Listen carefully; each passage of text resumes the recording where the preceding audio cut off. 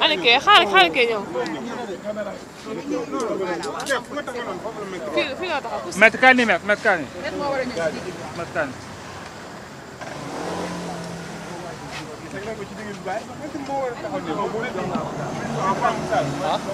Maître Sall mooy démarrer en tout cas.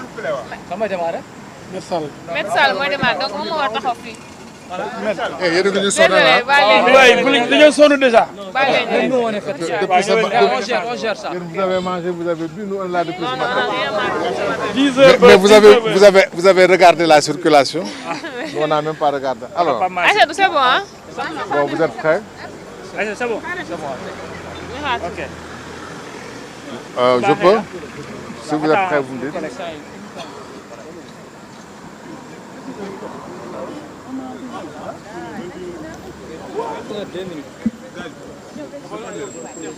Ah? Mu ñëw na. Côté bële.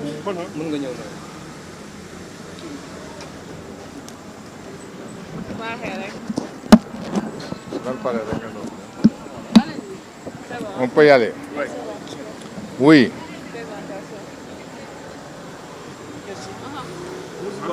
Qu'est-ce qui est sorti de l'audition de tout à l'heure, M. Moustapha Diakhaté? Oui, depuis ce matin, à partir de 11h, j'allais dire depuis 11h, Moustapha Diakhaté a été entendu par la division de la cybercriminalité.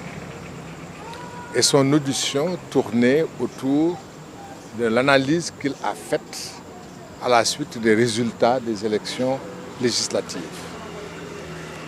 Et pour l'essentiel, Moustapha Diakhaté dit que les élections législatives ont été marquées par ce qu'il a appelé une arnaque qui a abouti à une société défaillante. Parce qu'il dit qu'il ne comprend pas que Ousmane Sonko ait pu dire à la face du monde entier qu'il a simulé lorsqu'il prétendait avoir été dans le coma, qu'il a simulé lorsqu'il se mettait en grève de la faim, qu'il a simulé lorsqu'il prétendait être malade, qu'au départ, dans l'affaire de la plainte faite contre Mme Adji Sarr contre lui, au départ, il avait dit qu'il n'a jamais été à Sweet Beauté. Il a dit aussi au départ qu'il n'a jamais et qu'il ne connaît pas la dame Adji Sarr. Et que par la suite, il revient sur ses décisions, sur ses affirmations. Et Moustapha Diakhaté dit que lorsque les électeurs votent pour quelqu'un qui dit qu'il a un projet qui a été conçu par 4000 Sénégalais, 4004 Sénégalais, et que quelques mois après que les Sénégalais ont voté pour lui, qui disent qu'il a mis en place un comité pour mettre en place et réfléchir sur le projet et l'élaborer, il dit que ces électeurs-là ont failli, ont été dupés. Tout son interrogatoire, toute l'audition n'a tourné qu'autour de ça. Qu'est-ce qu'il entendait par élection, par électeur dupé? Qu'est-ce qu'il entendait par électeur trompé? Et il n'a été interrogé que sur ça, exclusivement sur ça. Et il a apporté des réponses précises, des réponses claires, des réponses fermes à tout cela. Nous considérons qu'après avoir donné toutes ces réponses claires, qu'on lui pose une question sur son opinion et qu'on le garde, je dis que c'est une prise d'otage. Une prise d'otage avec une demande de rançon. La demande de rançon, c'est de l'obliger à fermer sa bouche. Aujourd'hui, vendredi, demain, samedi, après-demain, dimanche. Parce que quand on le garde à vue le vendredi, c'est pour le garder à vue jusqu'à dimanche. Pour qu'il ne commente pas, pour qu'il ne dise pas ce qu'il pense de ces élections. En réalité, c'est ça. Et nous considérons, lui, il a dit qu'il considère que c'est Ousmane Sonko en personne qui a actionné, j'allais dire, une police d'opinion pour porter atteinte à sa liberté. Et nous, en tant qu'avocats, nous estimons que dans un pays qui s'appelle Sénégal, alors que les Sénégalais ont fait la preuve de leur maturité, en votant dans le calme, en choisissant, et à ce que ce choix n'ait pas été contesté, et que ceux qui ont gagné aient été félicités par l'ensemble des acteurs, ce Sénégal-là ne mérite pas ça. Ce Sénégal ne mérite pas qu'un homme public qui émet une opinion et qui s'exprime sur la façon dont les électeurs se sont exprimés, on ne peut pas accepter qu'il soit pris en otage.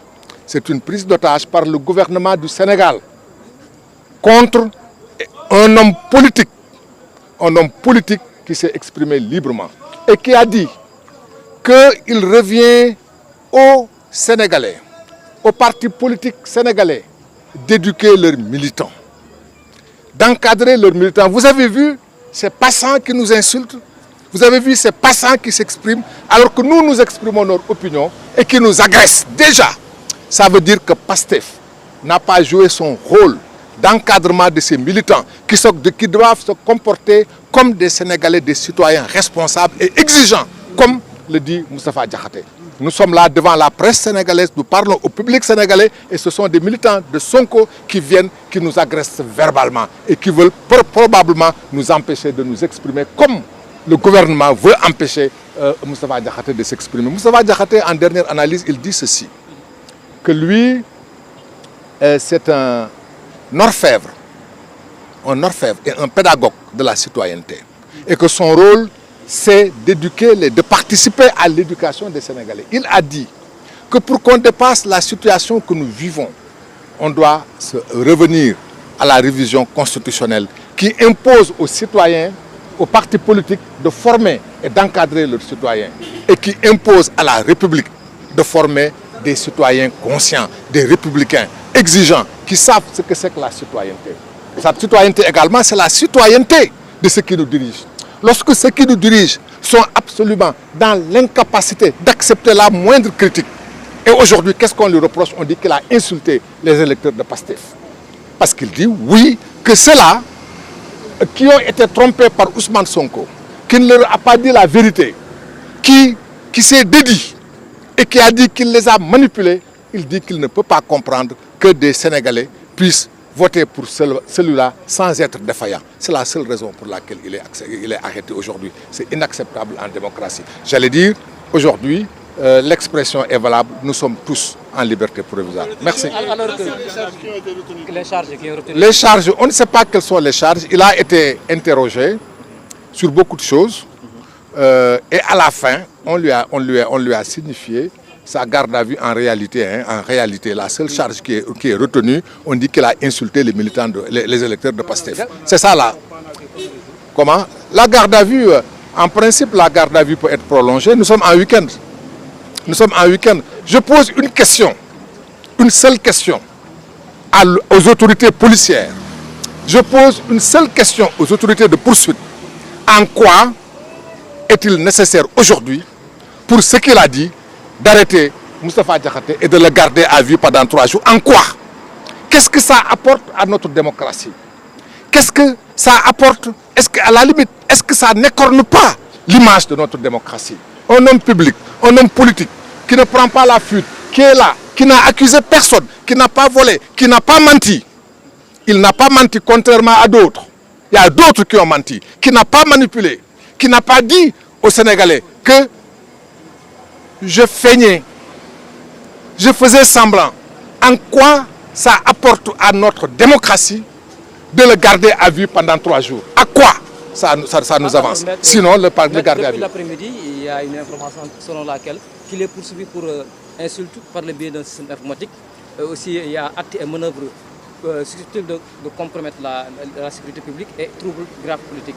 Confirmez-vous ces accusations? Je ne confirme rien du tout. Je dis simplement qu'il est là parce que le gouvernement le veut et le gouvernement a un chef. Le chef du gouvernement, il s'appelle Ousmane Sonko. Moustapha Diakhaté est là parce qu'il est pris en otage, simplement parce qu'il a dit que Ousmane Sonko n'a pas toujours dit la vérité aux Sénégalais. Parce qu'il a dit et il l'a répété que Ousmane Sonko a dit aux Sénégalais qu'il faisait semblant quand il dit qu'il était dans le coma, qu'il n'a pas dit la vérité quand il dit qu'il ne connaissait pas Adji Sarr, qu'il n'a pas dit la vérité quand il dit qu'il n'a jamais été à Sweet Beauté, qu'il n'a pas dit la vérité aux Sénégalais. C'est la seule raison pour laquelle il est arrêté. On peut trouver maintenant les excuses, on peut trouver la justification, mais la seule raison, c'est cela. Qu'est-ce que Moustapha Diakhaté a dit d'autre? Vous êtes des journalistes, vous avez entendu. Vous l'avez entendu, vous l'avez écouté. Qu'est-ce qu'il a dit d'autre qui mérite qu'il soit arrêté? C'est tout ce qu'il a dit. Donc Moustapha Diakhaté, il le dit, il l'a dit aux policiers enquêteurs. Il leur a dit, je suis ici parce que Ousmane Sonko le veut. Ousmane Sonko devait avoir plus de hauteur, devait avoir plus de délicatesse, devait avoir plus de grandeur. Parce que quand même, il est le premier ministre du Sénégal. Le Sénégal, ce n'est pas ça. Le Sénégal, c'est un pays de liberté. Le Sénégal est un pays de tolérance. Le Sénégal est un pays d'acceptation de l'autre. Le Sénégal est un pays de confrontation des idées.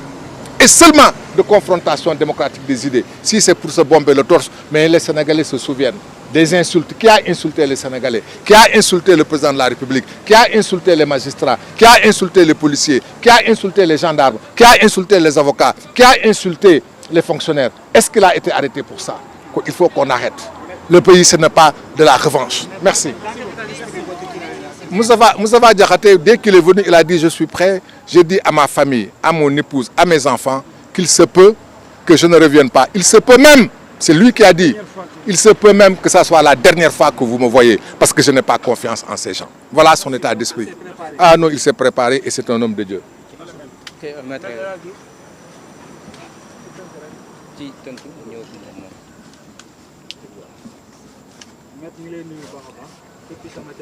maa leen di fay dañuy tënk parce que dañoo leen gën a sonn jarul wax kon tënk bàyyi leen ñu wax.